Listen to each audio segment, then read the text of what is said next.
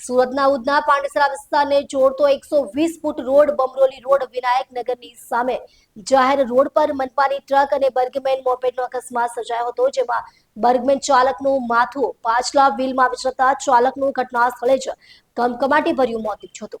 પ્રાપ્ત વિગતો મુજબ બમરોલી રોડ પર વિનાયકનગર સામે જાહેર માર્ગ પર વેસ્ટેજ કચરો લઈ જતી ટ્રક નંબર GJ05GY 3079 એ મોપેડ નંબર GJ05TV2549 તેને અડફેટમાં લીધો હતો. અકસ્માત એટલો ભયાનક હતો કે બર્ગમેન ચાલકનું માથું ટ્રકના પાછળના વ્હીલ નીચે આવી જતા તેનું ઘટના સ્થળે જ કમકમાટી ભર્યું મોત નીપજ્યું હતું.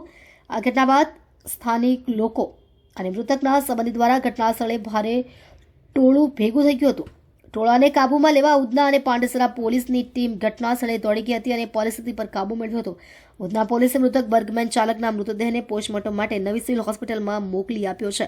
પોલીસે અકસ્માત મોત અંગે ગુનો નોંધી આગળની તપાસ શરૂ કરી છે.